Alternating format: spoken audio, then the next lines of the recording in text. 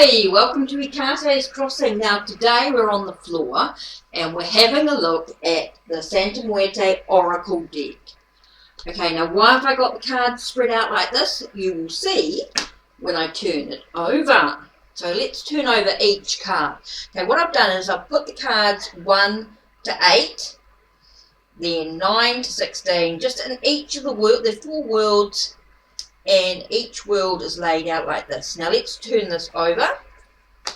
Okay, so and then you'll start to see what I'm up to.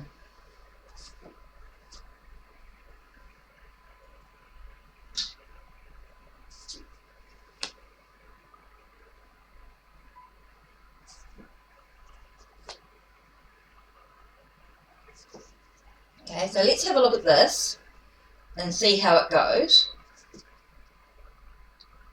And then you will see what I'm actually up to. So I'm just trying to do this quite slowly and steadily. Now why have I that happen there? I've put 3 and 2 round the wrong way. See, when you turn it over like this, you actually start to realise what you've actually done wrong. So, right. So hopefully you'll be able to see what we're up to. Then I will look at the book and follow the instructions to a T, because I've got no idea what I'm actually doing. So, this is a Santa Muerte Oracle deck. Okay, and look what happens when you turn the deck, when you turn it over. Doesn't that look amazing? I love it. Absolutely love it. This is so cool. I don't normally sit on the floor for this sort of thing, so we'll see how we go. And I'm using a new OBS, so let's see how that goes as well. Wow, looks amazing, doesn't it? Santa Muerte Oracle deck. Okay. Wow. I hadn't had a chance to do this because my table's quite small, so I knew I had to sit it on the floor. So, now I don't normally sit on the floor because I end up with, it's a bit achy. So, let's have a look at that. Wow. What do you guys think? So we've got yes and no. Got the alphabet here. Okay, you got the numbers. 8, 9 and 0. 1 to 8, 9 and then 0. Okay, past, present and future. So let's read the instructions. I have got the glasses on yet. Wow, doesn't that look amazing? So let's read the instructions and what it says. Okay, so the layout. 3. As a Ouija board, you must arrange the cards face up in 4 rows of 8. Remember, 1 to 8. Keep going through until you get to 32, right? 1 to 8, so it's 4 rows of 8, which is 32. Once you've done this, turn the cards over and you'll have the complete Ouija board. Now, with your eyes closed, move your hand over the board, drawing a figure 8 in the air while focusing on the question and on the entity or person you wish to have the answer from. When you're ready, place your index finger on one of the cards. Open your eyes and after turning the card over, decipher or read its meaning in the book.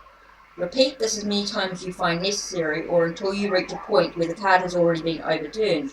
In this case, it means that you already have enough answers to reflect on and nothing else will be communicated to you by the oracle. Okay, so let's...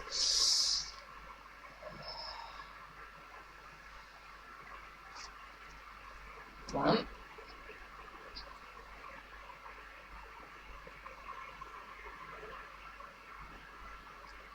2,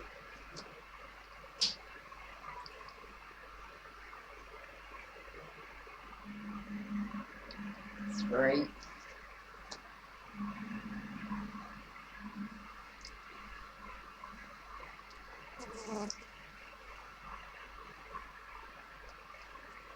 4,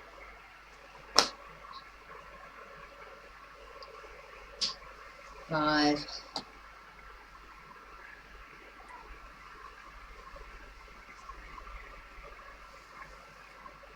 Okay, 5 by the looks of it.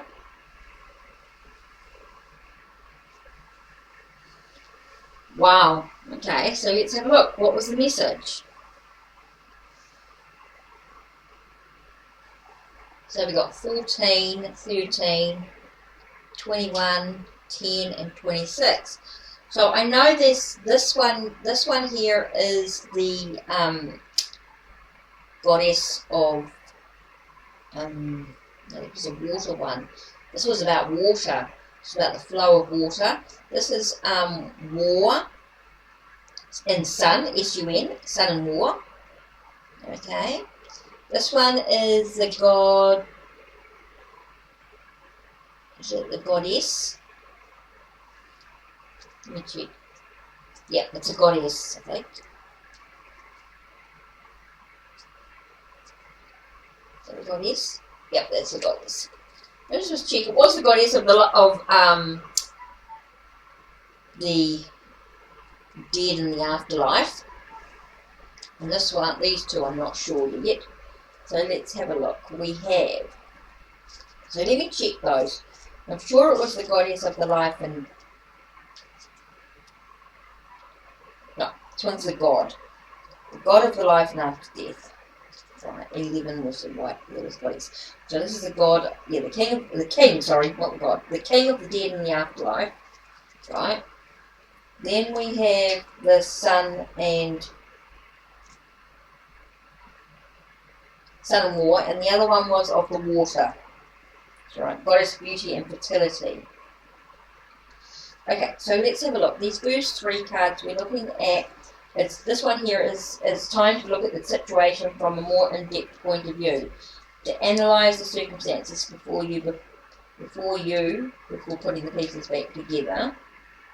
Number 13 is proceed calmly along the path you've chosen, but without presumption towards the first goals you see in the light. Otherwise, the shadows you meet on your path will seem like darkened walls. And number 14 is do not fight against the flow you're in. A river cannot be tamed with force. You must surrender to its current and use its strength as if it were your own. And number 21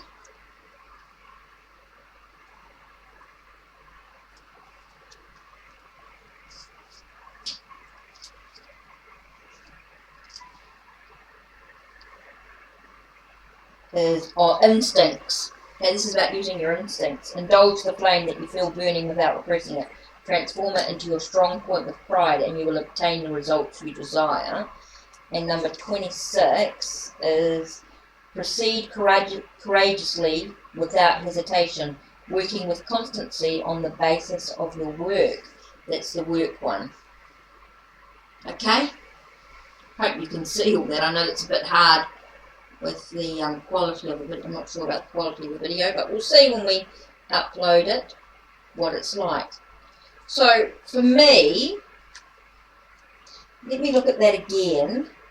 I think the best way for me to get sort of an overall picture of this again is by looking at, okay, so okay, it's time to look at things in a deeper level. Okay, it's time to look at things from a deeper level, right? Time to look at things from a deeper level as you proceed calmly. Look at things at a deeper level. You know, look at the bigger picture, basically. Look at the bigger picture. Proceed calmly. Okay? It's about going with the flow, doing as you're told, basically. I feel like this is like telling us to do as we're told. Okay? So, look at things from, look at the bigger picture. Proceed calmly, and do as you're told. Do what you're supposed to be doing. It is about doing that. And here you have 21. What did I say 21 was again? Oh, it's about trusting your instincts, trusting that you'll obtain the results that you desire. So it's about trusting in your instincts and knowing that you're going to achieve your results. So then we go from looking at the bigger picture. Basically, I feel like it's looking at the bigger picture. Proceed calmly. Don't be silly about the whole situation. Just stay calm as best you can. I know things can be a little bit difficult, but try and stay as calm as you can. Do what you've been instructed to do. Trust in your instincts and know that we will achieve the results that we desire in the whole situation. And the work card is really about, it's about proceeding without hesitation. You know, and just be consistent. Be consistent in what you're actually doing. That can be really important as well. So that's what I feel like the message is for us today, is just to look at the bigger picture. You know, don't be narrow-minded about the whole thing. Look at what's happening globally. Just try and stay as calm as you can, allowing yourself to do as you're told. You know, do what we're instructed to do. Do what we're instructed to do, because this really is about trusting our instincts and knowing that we'll get the desired results we actually want. So this is just about being courageous and just being consistent. Being consistent in what we're doing. You know, and if we can do that, then everything's going to be A-OK. So there you are. That's the Ouija board spread with the Santa Muerte Oracle deck. I just wanted to show that today.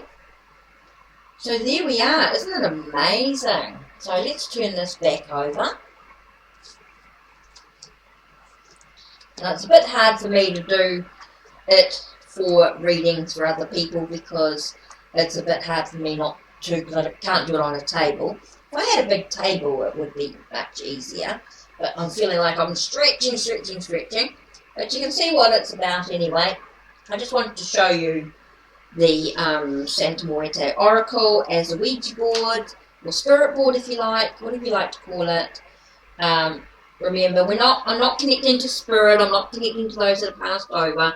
I'm just choosing the cards. I'm just getting a tingle in my fingers and going, yep, choose this message. So it's all done with love and light. I'm not trying to connect to the other side, or I'm not trying to conjure up those that have passed over or anything like that. I'm not doing any mediumship readings with anything like this. It's not about that at all. It's just about connecting to the cards through my higher self.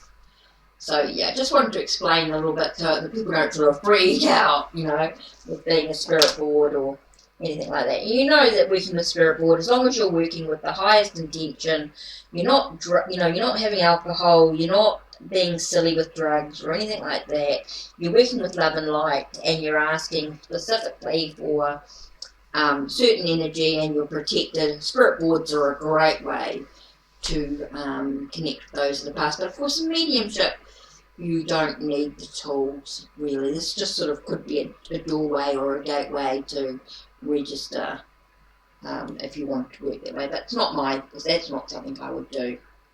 So anyway,